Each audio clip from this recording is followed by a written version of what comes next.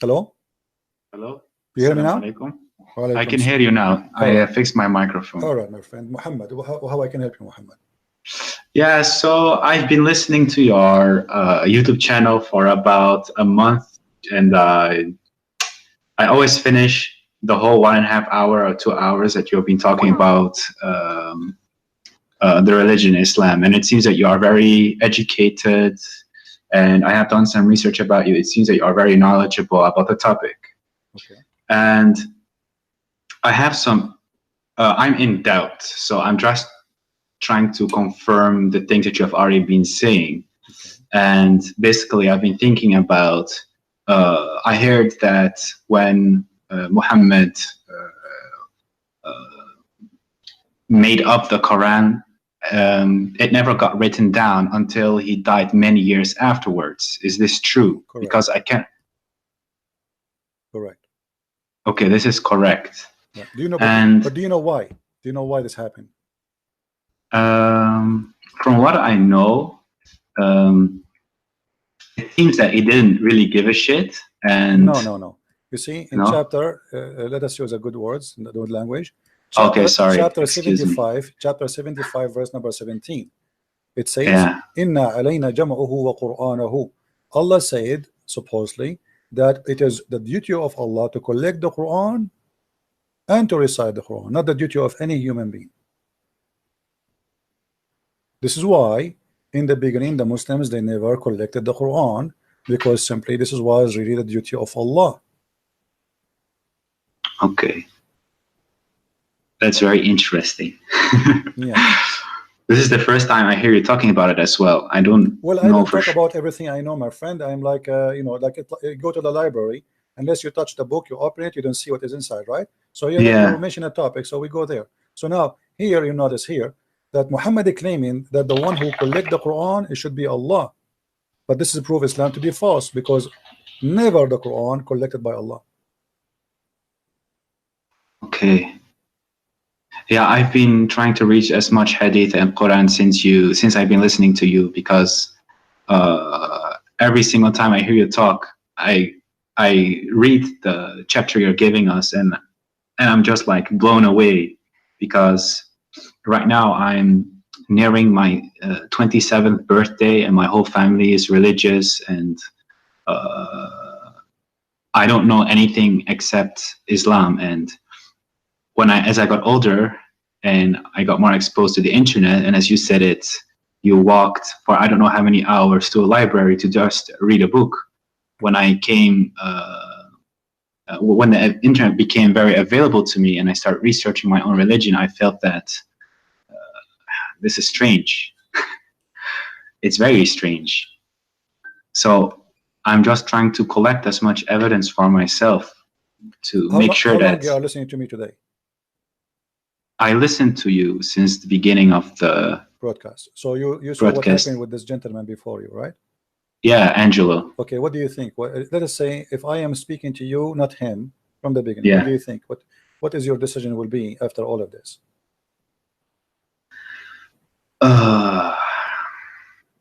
It seems that every single thing that you point out is accurate. I cannot deny it, because it's plainly written there, and I can understand Arabic a little bit, but when I go by word for word and I read what's there, it says just exactly how you say it. Some things get lost in translation. It almost seems that somebody is trying to cover up someone's behind, because there are a lot of mistakes. So what that will lead you, my friend? You are, you are a smart person. You are watching, you are seeing. I never said something without showing proof, correct? Yes. And all is from Islamic website, Islamic translation, Islamic print, Islamic reference. Nothing. I don't use the Bible to prove anything. Yes. Okay. So now what you with your you are a growing man, and you are watching for long. Not only this video today, you are watching for long. So isn't it enough after watching all what I showed? Isn't it enough to prove to you that Muhammad, there's no way he's from God?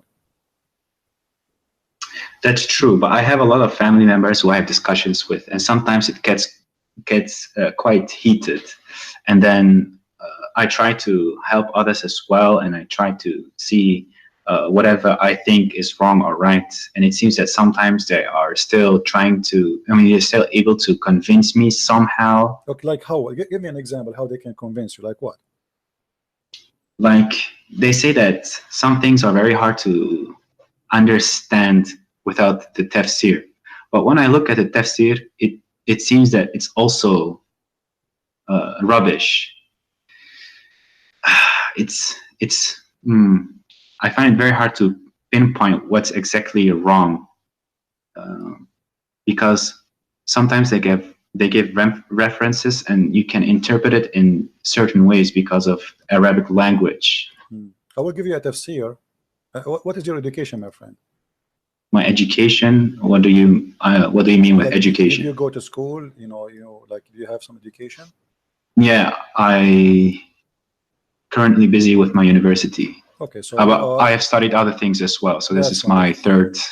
Okay, that's degree. That's wonderful. So you are a person who went to school. You are not like a, with my respect to everybody, some people did not have their chance to go to school, right? I mean, yeah, exactly. Poor, yeah. But look with me. This is chapter Qaf, verse number 1. Qaf wal Quran al-Majid. You said you know a little bit of Arabic, correct? Yeah, I can understand because I'm personally from Morocco, and I'm not from the Arabic part of Morocco. I'm Amazigh, the Berber. Amazigh, okay. Yeah, really the northern. It says, from his narration on the authority of Ibn Abbas, that he said, in the interpretation of Allah saying Qaf. Qaf is a letter. Qaf, he says, it is an azure mountain overlooking this world, and the color of the sky takes from it. Allah swear by it. Now your family, they say to you, you cannot understand unless you read the interpretation. Okay, this is the interpretation. What we will do now. There's a mountain surrounding the earth, and it's blue, and the sky taking its color from it. Yeah, this is strange. Exactly how you point out many things. This is also what I stumble upon, and I notice that it's very incorrect and it makes no sense. And I don't know what I need to do with this kind of piece of information that somebody spent so much time making this up. Very confusing. And there is no reason for somebody as a Muslim to lie about his religion, right? I mean, those are scholars, those are not Christians, right? Yeah, and exactly. Yeah. So if we go and have you ever heard of a scholar? His name is Ibn Kathir. Yeah, Ibn Kathir, I know him. Yeah. Okay, who is Ibn Kathir? Muslim, they say, some of them, they say that Ibn Kathir is a very big scholar, but you will notice that the Muslims, when they want, they like Ibn Kathir. When they want, they don't want Ibn Kathir. Have you ever heard of a chapter? It's called Al-Qalam. Not sure. Maybe I know the what's written inside, but not necessarily the chapter name. Let me show you the verses. Chapter 68, verse number 1. Have you ever read this verse? I probably have read it, but sometimes, also when I was younger, I was reading Quran the whole time, but Arabic's not my primary language. Okay. So I read it without knowing what it actually says. Okay. Well, if we go, let us see if we can get the interpretation for it in English. This is a chapter 68, verse number 1. Let us go here.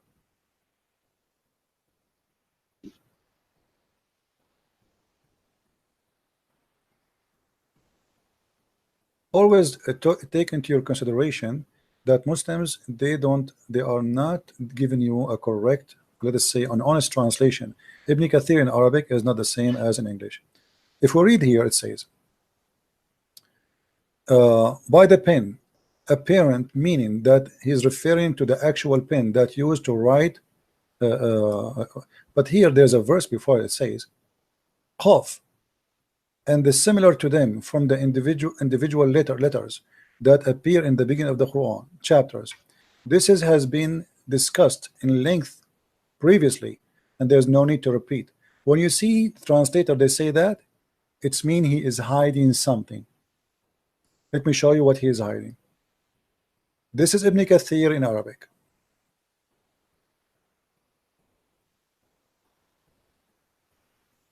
It says here, and this is the official government website of the Kingdom of Saudi Arabia.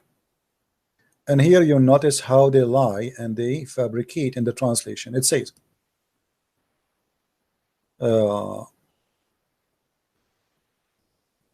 نون هو حوت عظيم على تيار الماء العظيم المحيط. Do you understand what I'm saying, or you don't?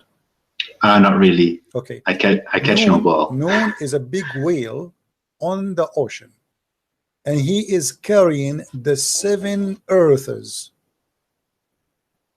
as the Imam Abu Ja'far ibn Jurayj, he said, Ibn Jarir. And then he continued, says, Allah, he created Noon, and he made the steam go up, and then from there he opened a hole in the sky, and he made the earth flat, and all of this in the top of the whale Noon. And then Noon, he start moving, so the earth start moving and shaking. So Allah, he decided to put mountains in the top of the earth, so the earth will not move. Where we can find that in the English translation? It's gone. Period. Yeah, I also experienced this. You are completely right. Yeah, and here let me show you. If we go to the chapter Moon, the same chapter we are talking about, okay, which is 68:1. If we go here,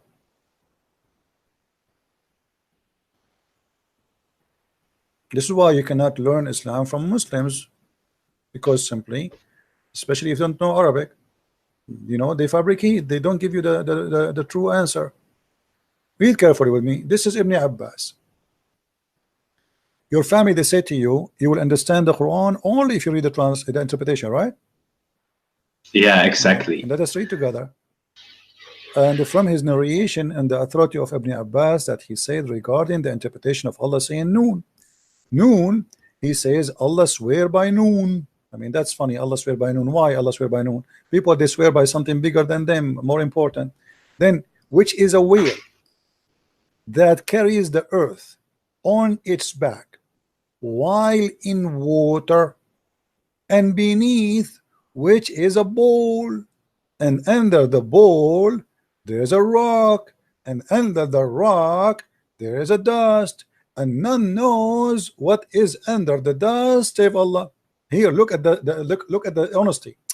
Like, come on. I mean, we know everything, and behind the dust we do not know. Don't ask me, please. That's it. You know. So what is this? This is religion. The Muslims are reading this for centuries, and they believe in it. And now the Muslims, they will try to hide it from you. And then not only that. Okay, are we done? We're not done.